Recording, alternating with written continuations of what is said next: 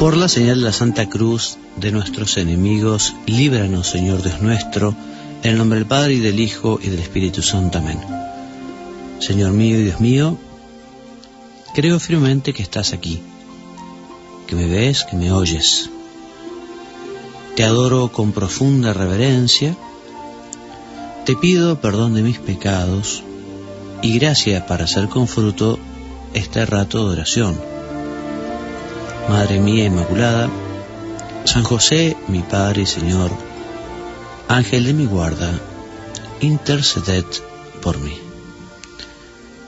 Queridos hermanos, vamos a detenernos hoy a considerar unas palabras de Tertuliano. El año pasado, cuando aprovechamos el precioso libro de José Antonio Loarte llamado El Tesoro de los Padres de la Iglesia, que es una selección de textos de los Santos Padres, en ese momento omití a Tertuliano, al igual que a Orígenes, por no ser ellos propiamente padres de la Iglesia. Pero al ver que su santidad el Papa Benedicto XVI, en esta catequesis que está desarrollando los días miércoles sobre los padres de la Iglesia y escritores eclesiásticos, al ver que el Papa justamente también nos habla de Orígenes y Tertuliano, he tomado la decisión de volver atrás para recoger un poquito algún texto de Tertuliano y hablarles algo de su vida. En el programa pasado justamente les contaba que el Papa Benedicto habló de este escritor el día miércoles 30 de mayo de este año 2007. ¿Y qué más podemos agregar entonces? Les cuento que los datos biográficos que conocemos de Quinto Septimio Florencio Tertuliano nos llegan a través de San Jerónimo. Sabemos que pasó la mayor parte de su vida en Cartago, donde nació hacia el año 155. Se habría convertido a la Iglesia de Jesucristo en el año 193, quizá durante sus años en Roma, donde se dedicaba al ejercicio de la abogacía. Y desde entonces se puso al servicio de la Iglesia. Quiso que toda su formación jurídica y su notable habilidad retórica fuera también un instrumento de evangelización. Tertuliano fue el primero en emplear la lengua latina en la exposición teológica.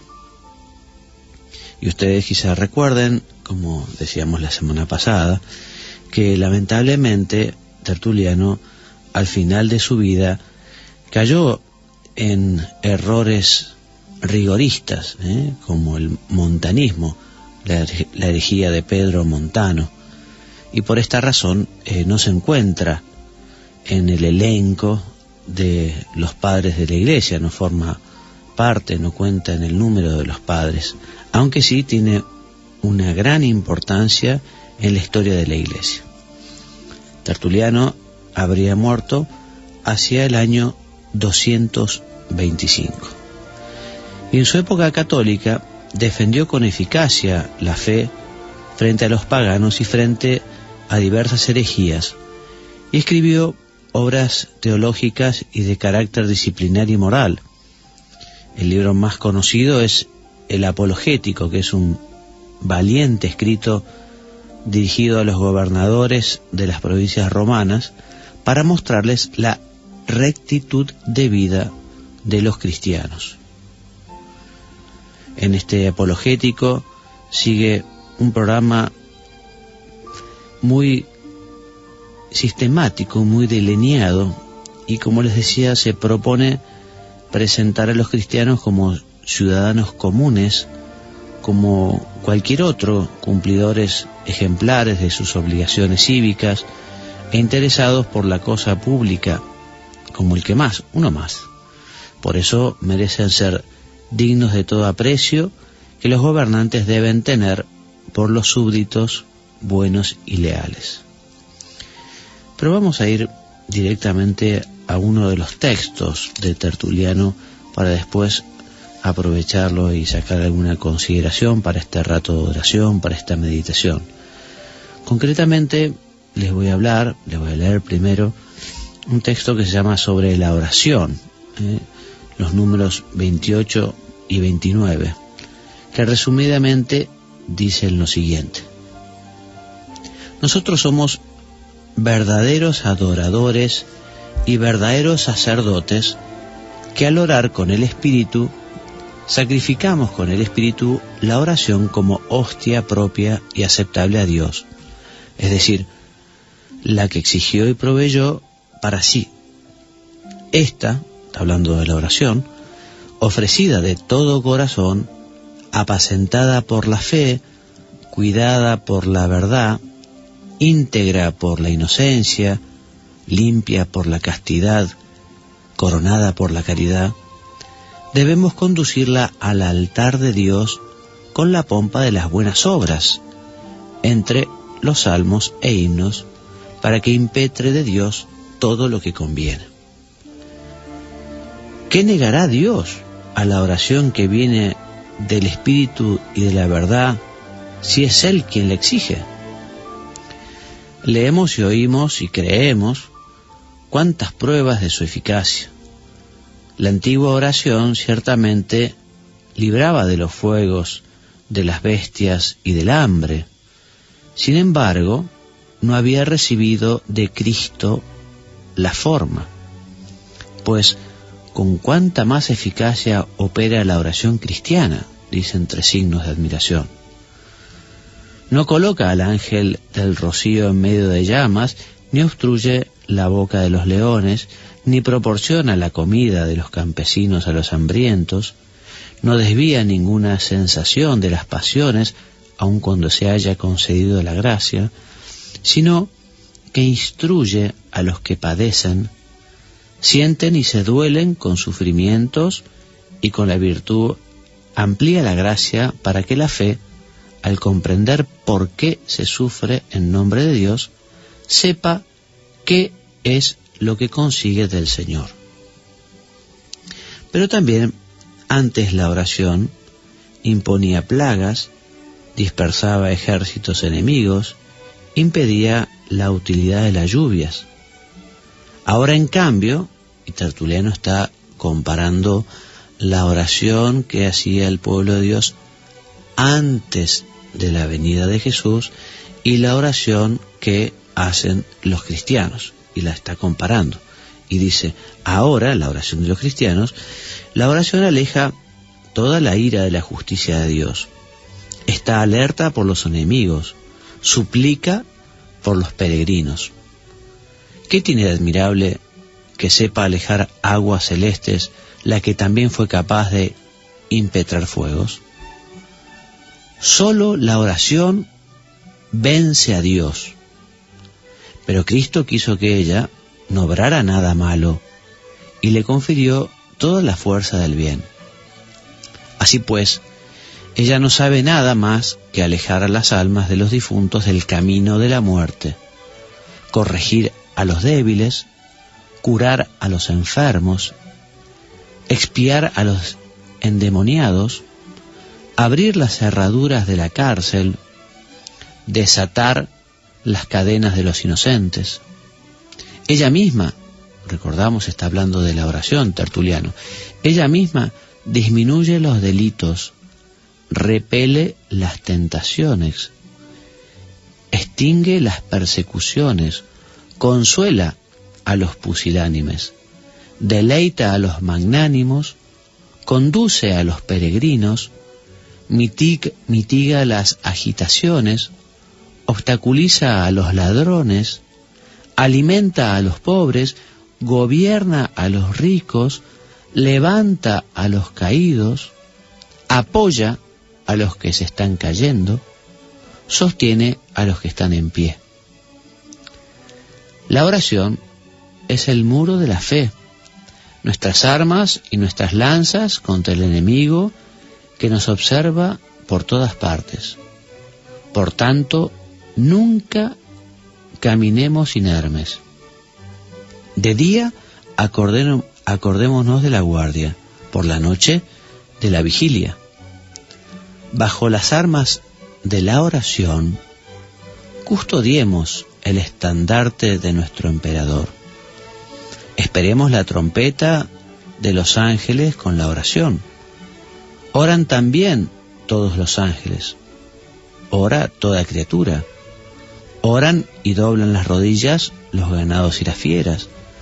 Y saliendo de los establos y grutas, miran hacia el cielo, no con ociosa boca, haciendo vibrar su aliento según su costumbre.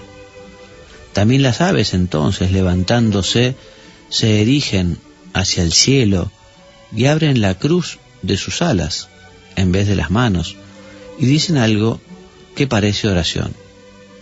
Y termina el texto diciendo: ¿qué más se puede decir del deber de la oración? También oró el Señor mismo, para quien sea el honor y la virtud en los siglos de los siglos.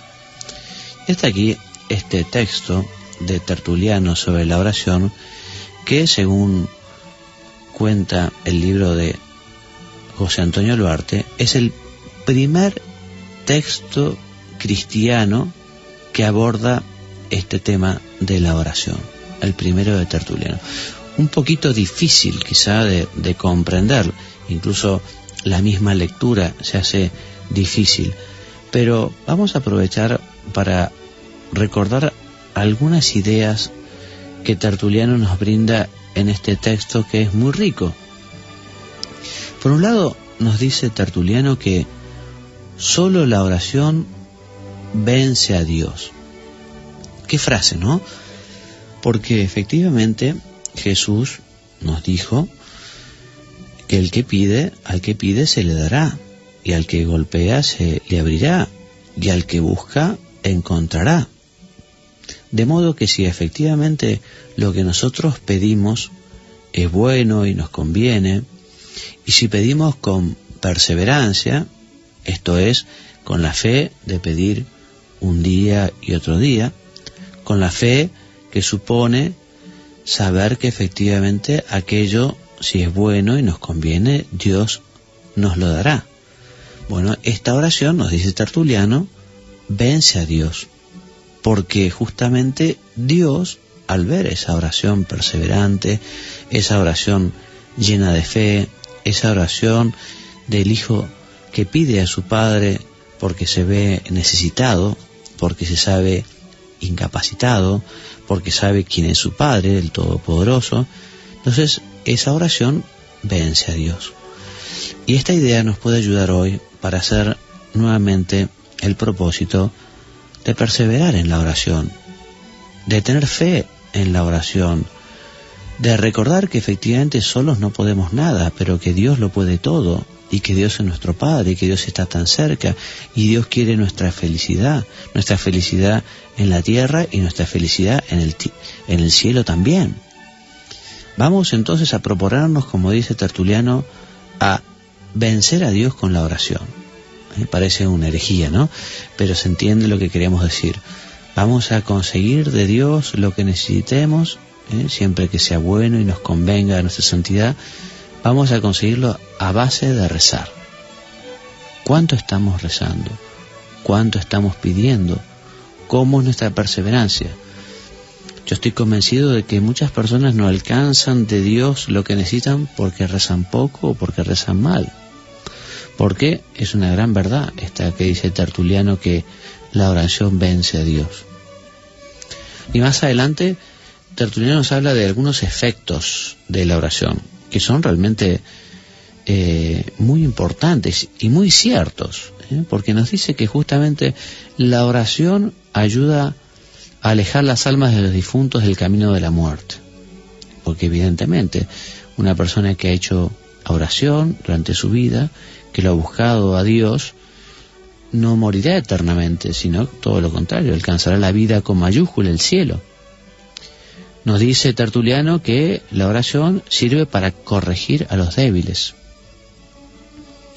Si nosotros nos sentimos débiles, si nosotros sentimos que nos cuestan mucho las cosas, si vemos que no solo tenemos defectos, sino que incluso algún vicio, o sea, arraigado ese defecto, bueno, el Señor, si nosotros le pedimos con perseverancia, nos va a ayudar a mejorar, a cambiar, nos va a corregir, nos va a dar los medios para superar las cosas.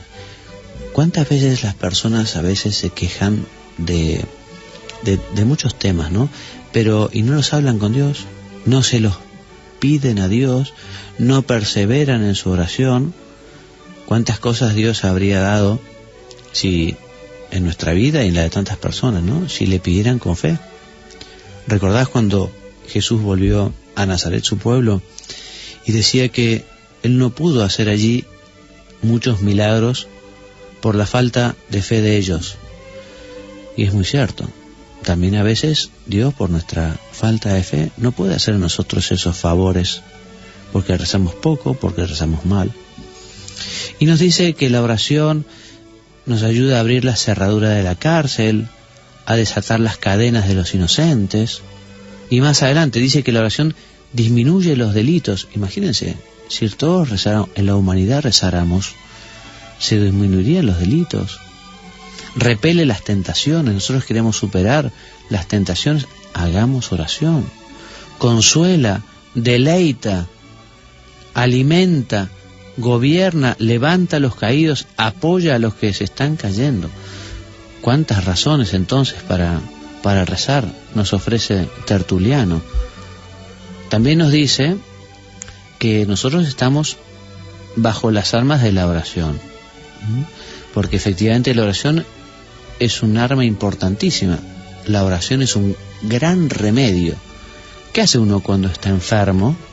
Y habitualmente va a ver al médico, y si sabe cuál es su mal y existe un remedio adecuado para curarlo, lo toma, evidentemente. Uno tiene un dolor de cabeza, un dolor de estómago, y bueno, busca el remedio que necesita para superar aquel dolor. ¿Cuánto vamos a buscar a la oración como remedio para nuestras debilidades, como remedio para superar nuestros defectos? ¿Cuánto buscamos la oración para que los demás cambien, para que los demás mejoren, para que los demás crezcan? ¿Cuánto buscamos la oración para conseguir crecer en santidad, en virtudes? No, recordemos, una arma importantísima es la oración. Y cuando hablamos de oración, hablamos de la oración vocal, y hablamos de la oración mental, o meditación, o diálogo con el Señor. Y dentro de la oración vocal tenemos la espléndida arma del rosario que nos ha regalado la Virgen, y que ella misma justamente nos ha prometido tantos regalos y tantos bienes a través de esta arma poderosa que es el rosario. Que bueno, cuando tengamos una enfermedad espiritual, qué bueno cuando querramos una gracia para alguien, rezar piadosamente el rosario, poniendo el corazón en aquellas Ave Marías, contemplando los misterios. Y termina el santo diciendo, ¿qué más se puede decir del deber de la oración? Qué interesante perspectiva esta, ¿no? Porque a veces pareciera que uno cuando reza, algunos, ¿no?, puede llegar a pensar que es como un regalo que le hace a Dios, ¿no? Un plus, ¿no? Dios debe estar muy contento conmigo con lo que yo rezo, ¿no? Parece la oración de aquel publicano que estaba en el primer banco del templo, ¿no? Te doy gracias, Dios, por ser como soy, pago mis impuestos, hago tantas cosas. Se sentía muy pagado de sí mismo, ¿no? Dios debe estar muy contento. Y acá Tertuliano nos habla del deber de la oración, ¿no? O sea que Dios tiene derecho a que nosotros le dediquemos ese tiempo de adoración, de alabanza. Dios tiene derecho a que nosotros nos manifestemos como hijos suyos. Por eso vamos a pedirle a la Santísima Virgen hoy que nos ayude a saber perseverar en la oración y que nos ayude a crecer con la oración, a crecer en gracia de Dios para poder aprovechar todo lo que Él nos quiera decir en nuestro corazón. Te doy gracias, Dios mío, por los buenos propósitos, afectos e inspiraciones que me has comunicado en esta meditación. te pido ayuda para ponerlos por obra. Madre mía Inmaculada, San José, mi Padre Señor, Ángel de mi guarda, interceded por mí.